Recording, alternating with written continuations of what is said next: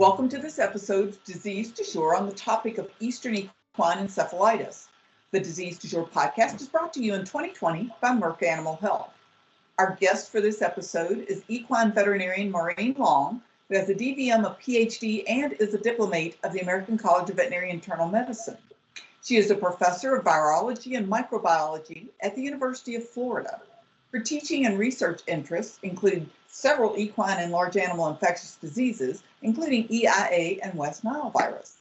Thank you very much, Dr. Long, for joining us today on Disease du Jour to talk to veterinarians about EEE. And we want you to know that if you're listening to the podcast, please visit equinemanagement.com because Dr. Long will again present a webinar along with her podcast that you can watch on equinemanagement.com. So thank you very much, Dr. Long, for joining us. Hi, Kimberly. It's always great to be here. I'm going to grab my screen. And I always enjoy meeting with Kimberly Brown, and I appreciate her commitment to our equine friends. And for this podcast, I'm going to cover Eastern equine encephalitis virus. We'll go over the clinical signs, diagnostics, and prevention. First, though, I'm going to talk about the public health aspects and where the veterinarian fits into this disease because it is one of the most dangerous diseases on the planet for both horses and people. And so most states have this type of setup where they basically, the veterinarian, as you can see, becomes the first person that initiates any kind of testing and reporting. And then once the result goes to the state veterinarian, there is a lot of background activities that are instituted, which will basically include the mosquito control, your Department of Health, and a lot of other types of testing to find the sources of the virus and also to communicate with people and horse owners what their risk is. So it's really important that we understand this disease. We understand if we see it or something like it, that we need to test for it, and we need to follow up with the testing. It's not enough to just bury animals when suspected of arboviruses. I know it may cost an owner a lot to do a necropsy, but it's very important, especially with a horse that dies and there's no diagnostics done, that we do get a postmortem. Rabies is right there at the top of the list. It very much looks like end-stage Eastern. And so both of these diseases have very important health implications. You may save a child because children are very susceptible to Eastern, though it's changing in some of its demographics. There are long-term effects for humans that are infected with this disease. The other thing is we have horses and humans have a similar disease manifestations. And so it provides information that we gain on these animals, provides information regarding also human disease. So we're a real important cog in the wheel when it comes to animal disease diagnostics for the viruses. As I said before, it's one of the most pathogenic neurologic viruses on the planet. The mortality is lower in humans, around 45%, because we have a lot of things we can do to help a human survive. But even in those human cases, they're never the same again due to long-term brain abnormalities. Also, horses have about a greater than 90% survival, or greater than 90% death. And the mortality is spontaneous. As you can see, in human disease, there are always low-level numbers of cases. And, you may say in the days of COVID, that's not a lot of cases. But if you think about these people having lifelong disease, it's very important that we prevent this disease in people and horses. Also, as I said before, a lot of the survivors of this disease are younger people or children, and they have lifelong mental capacity problems. 2019, which is why we're trying to get the word out about Eastern. It was the highest reported year for humans since reporting Eastern in the United States. So something's going on, and we have a lot of activity with Eastern equine encephalitis. So as I said, we've had the highest number of cases ever reported in humans. There's somewhere between 34 and 39 cases. This is what was on morbidity mortality report for last year, but sometimes we end up adding to those numbers with time as we go back and realize that a person really died of Eastern rather than another disease.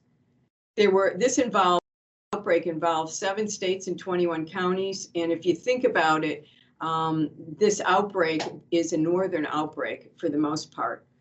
And it's a very, very wide season, one that we're not used to seeing. Usually there's an onset around April or May, even in Florida, and usually by mid-August we have pretty much seen the last of the activity.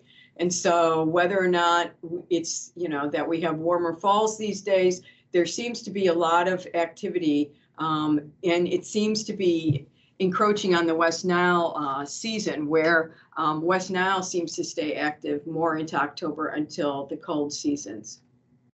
94% of humans that had Eastern last year had encephalitis. The other 6% had meningitis. So all of the reported cases were neurologic. This year was a little different in that mostly we had people affected that were older. They were mostly male. There was within this group of older males, there was 35% mortality. So as you can see, we really had more activity in older people. We usually see young babies being quite susceptible in the South, but in this case, with this big cluster, of course we had children, but usually with an outbreak like this, that's not normal, we'll see more age groups involved. So also in 2019, we had a very high equine activity year. And as you can see, it's basically highly widespread. It's not the highest we've had on record. One of the highest basically was back in 2004 and 2007. And most of those cases were in Florida. We have been seeing most of the cases in Florida as usual, in Louisiana, which is expected, but we see a lot of activity again following where we see these human cases with a lot of activity in the northern states. So far this year, we have had approximately 102 cases, and you can see the darker areas are where we've seen the cases, which are similar to what we saw last year. And I expect that once this map is filled out, we're probably going to see the same activity. Michigan has a very, very high rate of activity, both in human disease and in animal disease. So Michigan also has historically had very high activity for West Nile. So possibly because of all the water surrounding it, we don't know, but this is a very active area of both Eastern and West Nile virus. This is so far the Eastern seaboard. We've had activity in many states. In Massachusetts, we haven't seen a lot in New York, but it's maybe we will get some later reports. New York can be very active. Massachusetts, basically in the cranberry bogs, has always been active. In fact, Eastern was first isolated, a little history update, was first isolated in Massachusetts, as was EIA. And then so we've had activity all the way south to New Jersey, and then in the south we've had activity in the southeast. Here's Michigan, and as of September 27th, it's involved 34 animals in 14 counties. 32 of them have been equine. There have been 2 deer, and we've had 1 human case that's been confirmed. 462,000 acres have been treated with mosquito prevention, and by mosquito prevention, it includes spraying, larviciding, and basically rooting out mosquito habitat. But that's a lot of acreage for the state of Michigan to cover, especially in the face of COVID. In Wisconsin, we have another cluster of activity, and also Wisconsin right now happens to have a very hot cluster for COVID. So they have a lot of activity of disease on their hands right now. But as you can see, it's actually north to central north Wisconsin where there's a lot of eastern activity. You would maybe expect it a little more south where it's warmer, but as you can see, it's becoming very much a northern disease.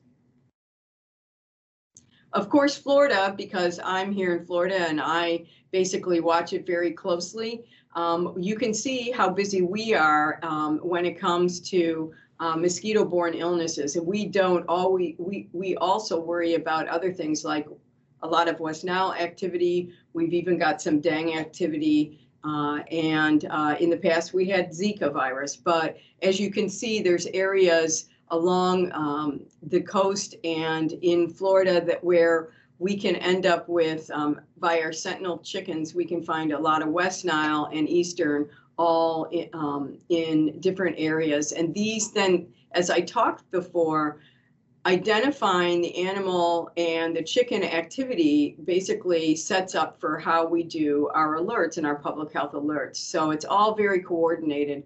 And that's pretty much what I wanted to show you, is that once you end up with this map at the end of the year, these diseases are all interrelated into public health. But a little bit about Eastern, the map is changing. And as I said before, this is mostly Florida activity, but it really follows even the northern activity. This is where I said we usually have West Nile, that's later, but right now, basically what we're seeing is the peak being extended and flatter over several of the later summer months.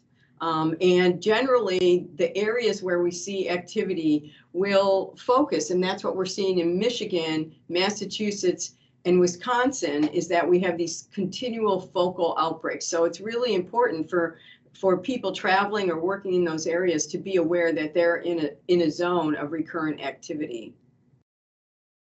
And again, as you see, I'm focusing a little bit on Florida to show you that basically, again, we usually have these peak activities around June or July, but as things have progressing, we're seeing later and later activity. So, of course, there's going to be differences in breeds across the country, but by far and away, most of the breeds affected are going to had been reported as quarter horses. And the reason for that is several-fold. One is we have mostly quarter horses in this country. The other thing, though, quarter horses are generally ranch and farm horses, and so they're going to be out in the environment and probably exposed to more mosquitoes. The other thing is quite possibly ranch and farm horses are of less value and they don't get as much vaccinating, which we'll cover a little bit more about the breeds. We also have issues with draft horses, and we see issues with draft horses in the northern states and warm bloods. Obviously, there's more warm bloods in the northern states, but the draft horses generally are a population that see less vaccinating, and so that's my theory on the draft horses. Eastern, the age distribution up until recently has been similar to humans in that we have the younger horses that tend to be more susceptible to disease. Now, this age distribution might have been different before we had vaccines, and so one could make the argument that as horses become more resistant with repeated vaccines, that's probably why we're seeing less horses in the middle age groups. But where we definitely see more disease is in the weanlings through about 2 to 4 years of age. And the other thing is a horse can be vaccinated and get disease. And I want you to note that the times since vaccination will increase in terms of those animals that will be susceptible. So as you can see, that annual booster is really important for horses. But of course, if you look at it, the number one horse that is affected with Eastern equine encephalitis are those that are not vaccinated. So this is a horse that It came to the clinic. It was 4 years old. It was a Ranch Tennessee Walker. It actually had blood work that indicated it might have had some liver disease, and they were thinking Tyler's. It eventually became recumbent and comatose. Because it died spontaneously, the horse had rabies performed post-mortem, and it was rabies negative, West Nile negative, and Eastern positive. And these horses can be incredibly, they can be almost violent, like a rabies horse. They're very much out of it. This horse is banging himself around. They can be dangerous, but they're also very dangerous to themselves. This horse is still on its feet, very much looking at that point like a liver horse, and then went down and became recumbent, and basically was on the verge of dying spontaneously when they euthanized it at the end, but it would have been considered a spontaneous death. So it's not a disease you want to see animals with.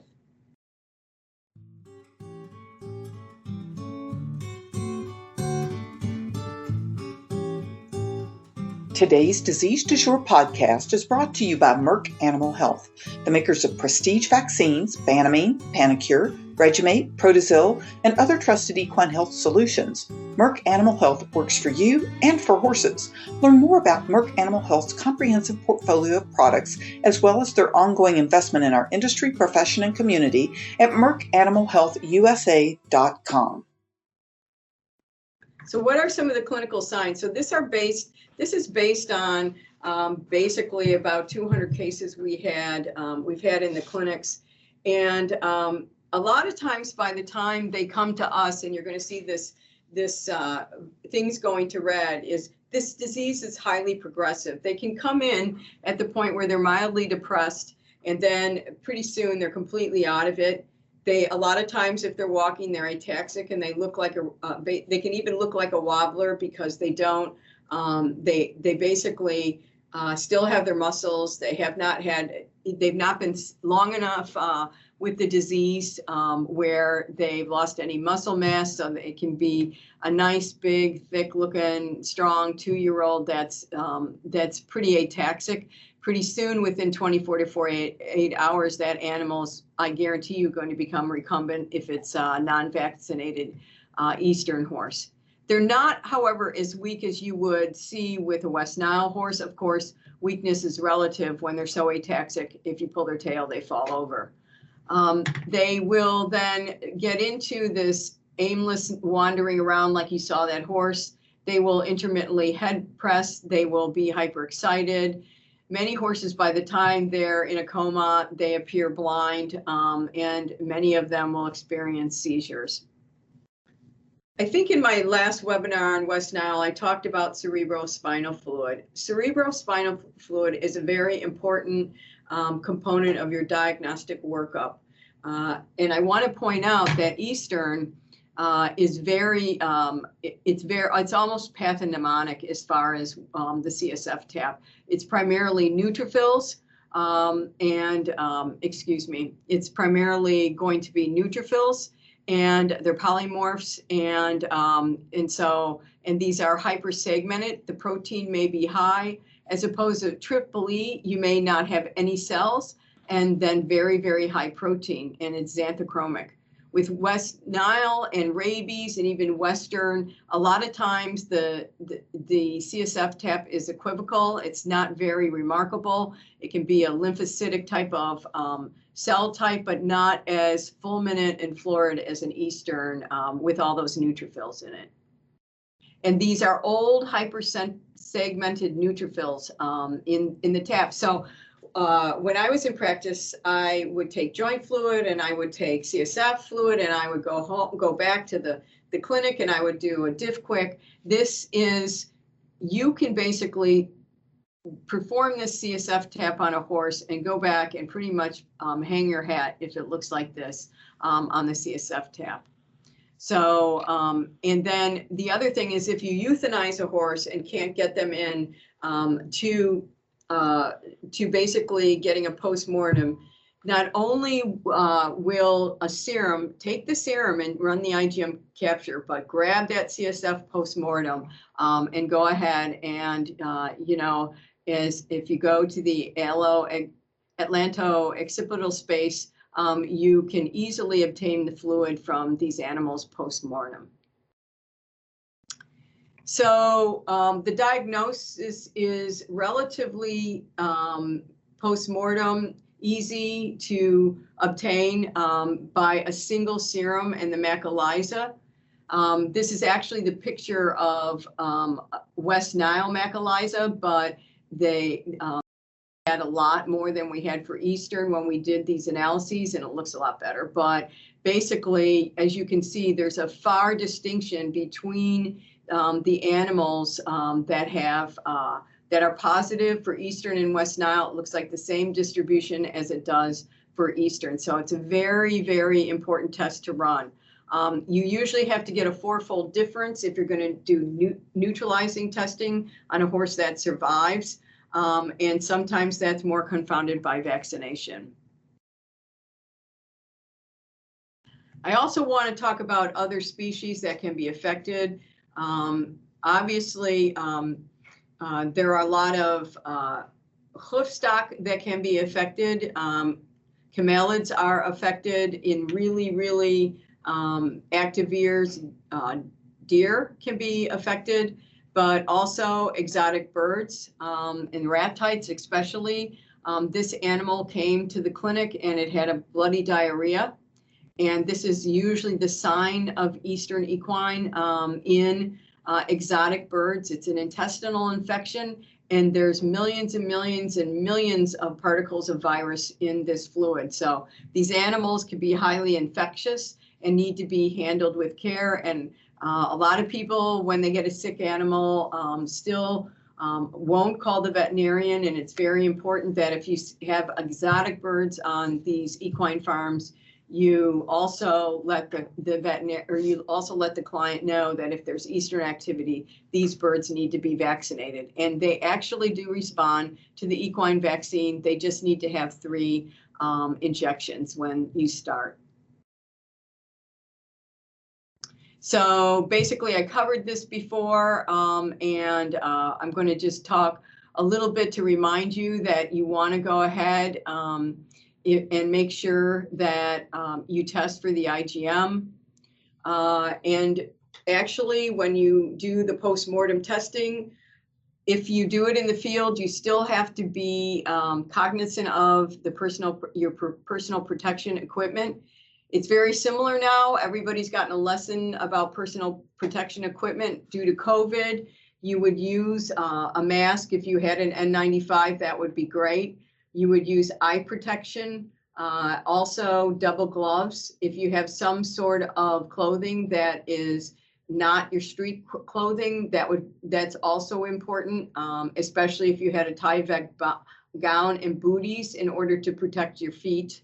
You have to make some choices in the field. Obviously, if the client can't afford to send the carcass in, which is the safest, then disarticulation of the head and shipping to a pathologist diagnostic laboratory is useful. Also, a lot of clients won't let you disarticulate, and then basically shipping the whole carcass is maybe the only thing that can be done. Most states, for the diagnostic testing itself, there is no charge. It comes out of the public health budget. But of course, the charge of doing the postmortem and maybe shipping and doing the postmortem at a diagnostic lab does fall then to the owner. It's a relatively, it's not that hard of a diagnosis to make on horses that are euthanized because their brains are absolutely full of Eastern, and for you as the veterinarian, you may come in contact with Eastern, and that's why I emphasize the safest way is to ship the whole carcass. The next safest way is to go ahead and disarticulate the head. The most dangerous thing you can do is to try to pull that brain out of the out of the skull during when you do the postmortem. So sending in the whole head, the contact with CSF has less virus in it. It's mostly in the brain, but there is some risk. So let's cover vaccination. All foals should receive 3 boosters at 6, 7, and 9 months. Mares should receive a booster 1 month before foaling. Horses age 1 to 5 years, I recommend that they should receive 3 injections of Eastern Equine per year. And then once they're older than 5 years, if they're in a state of year-round activity, they should receive Eastern Equine twice per year. I don't know really what to think about this high activity going into September. If it is sustained, then I'm going to start recommending that even in these states, Wisconsin, Minnesota, Massachusetts, where this recurring activity is, if you're vaccinating your clients in February and March, absolutely, I think those horses need to be revaccinated in the very late summer. For the emus and other ratites, you require 3 injections per year, even after the first initial. And even in the brooding females, keep them vaccinated for maternal antibody. And the same way, only the young start at 3 to 4 weeks a year instead of in 5 to 6 months. And again, it's about the same age.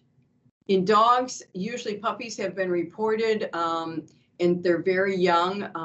I have looked at canine responses to vaccines.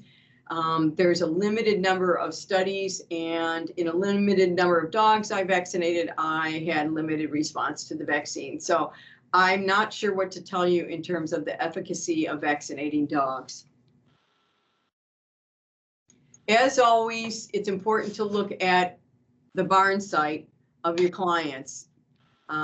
Basically, removal of standing water, removal of junk, removal of old tires, application of dunks to standing water, treatment of ponds, and basically removal of the weeds, and even removal of the pond if it's consistently stagnant. I just want to say that we had one of the worst outbreaks in emus here in Florida, about 30 miles away. The owner collected old tires and used those tires to make fences for his emus, and basically wiped out the emus with an outbreak of Eastern on the property. And more than likely, most of the breeding ground was in those old tires. There were hundreds of old tires on that property. For mosquito control, obviously, you're going to rely on mosquito control of the county, and having the client have communication with the county on what they can do to help them is important. Mosquito control people are very good at rooting out mosquito breeding grounds and helping clients clean their premises. I myself do use premise sprays in barns and buildings. People will say, well, it's only going to last so long, but I seem to get relief on a monthly or bi-monthly premise spray in my barn, because sometimes when it's really active, you can barely walk out there in the evening. And that's all I have today for you for this webinar. If you have any questions, you can send them through Kim, and I can get back to you. Thank you. Well, thank you again, Dr. Long, for being our guest on today's episode of Disease Du Jour. And again, we want to remind our listeners to the podcast, if you want to watch the webinar, you can go to equimanagement.com under the Disease Du Jour podcast, and it will be posted on Dr. Long's article about the podcast. And thank you for listening to Disease Du Jour, and a special thanks to our 2020 sponsor, Merck Animal Health. Please listen and rate previous and future episodes of Disease Du Jour on iTunes, SoundCloud, or Stitcher, or your favorite podcast platform. Follow Equimanagement on Facebook, or if you want to contact me, please send an email to kbrown@aimmedia.com. Disease Du Jour is a production of the Equine Podcast Network, an entity of the Equine Network.